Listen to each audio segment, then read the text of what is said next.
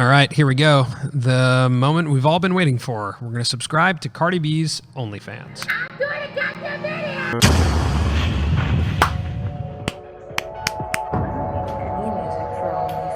Why you shouldn't do OnlyFans. Why in the world did you choose to save sex for marriage? I am saving myself for marriage. I am a virgin. I'm a virgin, but I also have never kissed anyone before. Colton is going to lose his virginity to one member of our studio audience.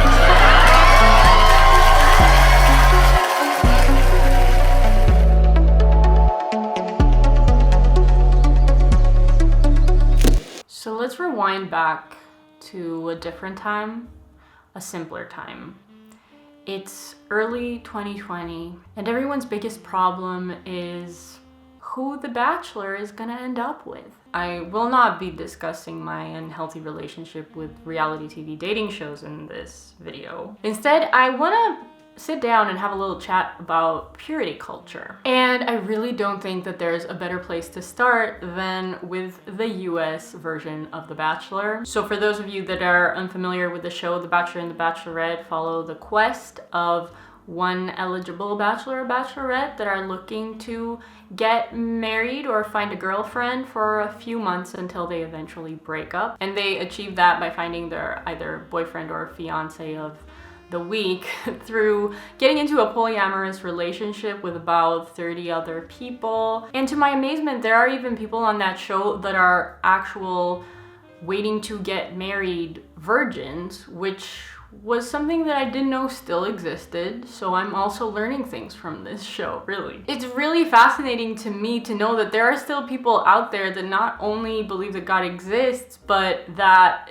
if he exists, he cares about whether or not you put someone in or around your genitals before you get married. It's a very weird concept for me to grasp. Okay, as I'm editing this part, I can tell that I'm coming across as a little bit judgmental here, which is very much not the case. I was just being sassy throughout the entire video because I was in a sassy mood. I worked way too hard on this video for it to be flooded with comments of people that are offended on behalf of other people, so please don't do that to me, okay? And this whole thing brings me to very different virgins on The Bachelor. One of them was Colton, and the other one was Madison. By the way, in case you're a Bachelor fan and you're aware of what happened between Colton and his ex-girlfriend Cassie, I just want to point out that I'm not here to defend Colton as a person. I'm simply going to be comparing the way that his virginity was portrayed in the media versus Madison's virginity. So on one hand, Colton had expressed that it just sort of happened. He had put his career first, and also, a past relationship had impacted the reason that he remained a virgin. But of course, he is a Christian, and I do believe that there were definitely some religious reasons there as well. Despite the sort of casual reason that he remained a virgin, he was met with ridicule, gay rumors. When he became the Bachelor, the promo photo was inspired by a 40-year-old virgin. I mean, the jokes never stopped and they were all really bad. But in comparison, when Madison revealed that she was saving herself for marriage because she has high standards, she was met with praise, she was called pure, virtuous, and even Selena Gomez followed her on Instagram. So in patriarchal societies like in the United States, there seems to be a clear gender discrimination when it comes to virginity. Men on one hand are ridiculed when they're virgins and are encouraged to sleep around as more and as soon as possible, whereas sex is seen as something that corrupts women, and women that refrain from having it are seen as more virtuous and pure in the eyes of God. Also, at the hometown episode, the way she and her father discussed her virginity just felt very creepy. She's so pure. Mm-hmm. I asked him if you guys have talked about your faith and your morals and who you are. You know what's on the inside of you, and you know what you stand for.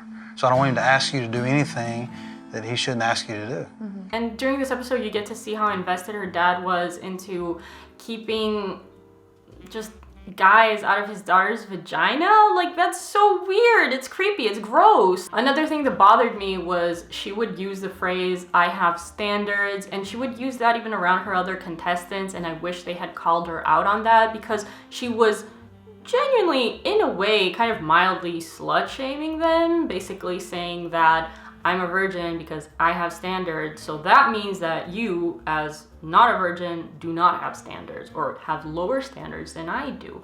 It was offensive, and I mean, these girls are young, so I understand why they didn't stand up for themselves, but I really wish someone had kind of called her out, at least on that, because it was rude. Perpetuating the idea that not having sex makes a woman better, it's a very malevolent way for religion to use the patriarchy in order to police women and what they do with their bodies. And they do that through raising them and indoctrinating them with stories that basically persuade them that having sex makes you more unclean, makes you more of a slut. It convinces women that you basically honor God by staying a virgin until marriage, which essentially means that having sex before marriage is a sin because you do not honor God by doing that, which basically means that also sex is kind of a sin out of marriage, which also means that if you have sex out of marriage are a sinner, you are impure, you are ungodly,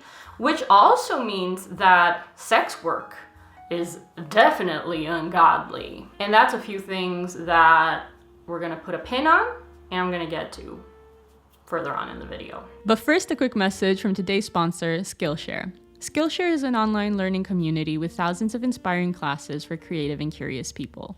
Explore new skills, develop existing interests, and get lost in creativity.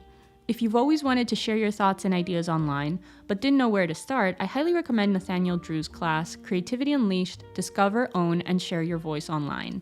His class will help you find your personal theme, develop it, and motivate you to finally get started with content creation. I loved lesson number 7, Look to Past Work. It provides some really useful advice in regards to using your past work, analyzing it in order to grow and improve in the present. The first 1,000 people to use the link in my description will get a free trial of Skillshare Premium membership, and after that, it's only around $10 a month. If you're uncertain about what's next, creative challenges and productivity classes can be a great way to help you structure your time and set up achievable goals.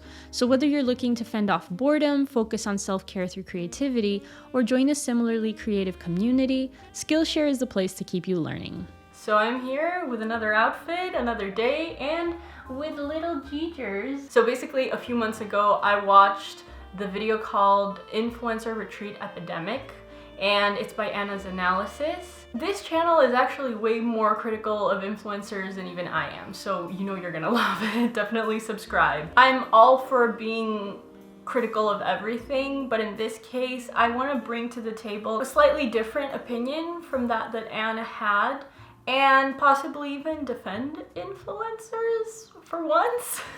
Well, well, well. How the turntables. My goal isn't to defend the poor and helpless influencers. Instead, this is more of a minor detail in what I've observed to be a larger issue, which is heavily critiquing women that earn money through exploiting their likeness or their sexuality. Two things that coincidentally are not things that men are that known for capitalizing out of. So in her video, Anna talked about the influencer retreats and the problems behind them, and I agree with a lot of her points, but it seems like the people that go to these retreats get what they want out of them. They get to hang out with their favorite influencer and to hang out with people that have the same interests as them. It doesn't seem that scammy in my opinion. Would I go to one of those things? No, but if that experience is worth something to someone, then I don't think that's wrong. They get value out of this experience, and the influencers get to make money, which is one of their favorite things to do.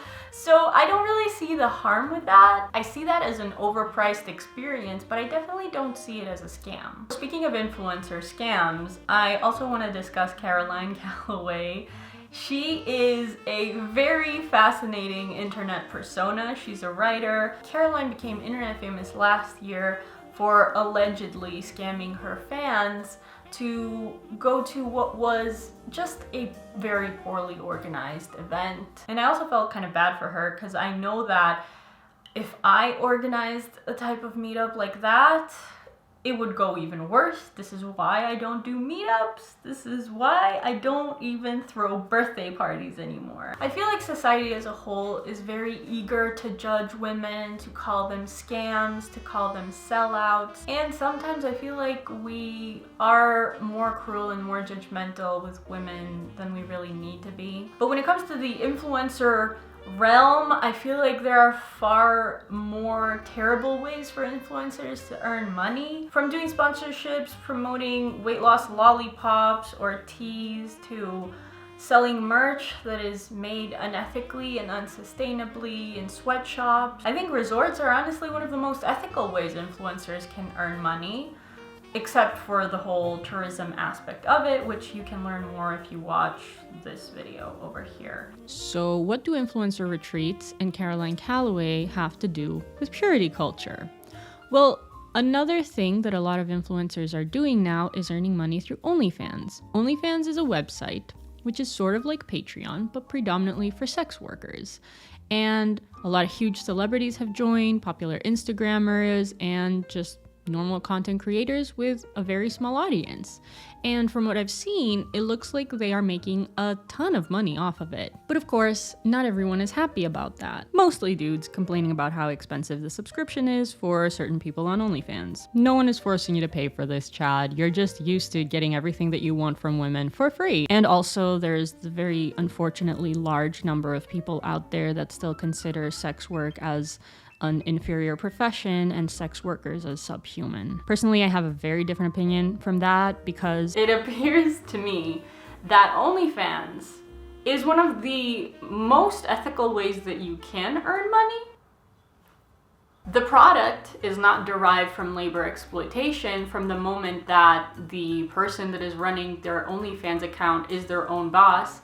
They decide what they do and what they don't do. They decide their rates. Moreover, it's subscription-based, which means that it does offer value to those that want to pay for it. At the same time, as I researched into this, every single person that was discussing OnlyFans on YouTube always had this disclaimer saying, don't get into this if you're not ready to get disowned by your family, if you're not ready for your job to create some serious controversy. So you're telling me that Jeff Bezos and any other capitalist pig out there can earn billions every year through labor exploitation and the destruction of the environment and paying almost 0% tax, and they're celebrated and put on covers of magazines, and every little kid dreams to become as rich as them one day? And yet when a woman simply sells pictures or videos of herself online, she's considered a slut, a pariah, she doesn't have high enough standards. I think a woman like that has way too high standards to have a business where she is exploiting workers, children. Too high for her to work for a capitalist establishment like Google that stores users' personal data and sells it in order to maximize profit. Men have been painting and sculpting the nude female body for millennia, yet when women decide to celebrate their own body and even worse, make a profit out of it, then they're what? A slut? So even though women have been working just as long as men have from the beginning of civilization, through either gathering the majority of the food or through childcare, cooking, making clothes, they have only recently been starting to get financially compensated for their labor. But also not only women, many Black, Indigenous, and people of color have only recently been allowed to earn their own money. So I think we're in this adjustment phase where all of these groups that are only now starting to earn money are also now starting to figure out their own way to earn it. And we're still sorting out our feelings about it. And don't get me wrong, I think that it's a good thing to critique any way in which wealth is generated. And yet at the same time, I feel like we are very much conditioned to not question the traditional ways or the patriarchal ways in which money is being earned. Obviously, a theoretical end to purity culture and normalization of sex and sex work comes with its own set of disadvantages. I've seen a few people on TikTok commenting on how teenage girls are watching tutorials on how to become a sugar baby, on the platform, and they've pointed out that this is a form of grooming young people into sex work. Personally, I don't think the sugar babies that are making tutorials like that on TikTok are 100% at fault. Obviously, TikTok is very much still a kid's platform, so we need to be mindful of the content that we are posting on there and who the audience is.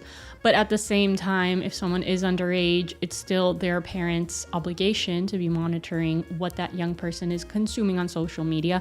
And of course, the platform itself should be restricting certain types of content from a very young audience. Other things that we need to ask ourselves is, will the normalization and destigmatization of sex work and sex result in people feeling pressure to take part in it? Or perhaps this destigmatization actually results in more people feeling comfortable with taking part in it, and therefore a saturation of the market resulting in much lower wages for sex workers. So I guess one way that we can look at it is that because there is so much stigma around sex work and it's still considered such a taboo profession, that means that there's a lot less competition, which means a lot more money for the sex workers.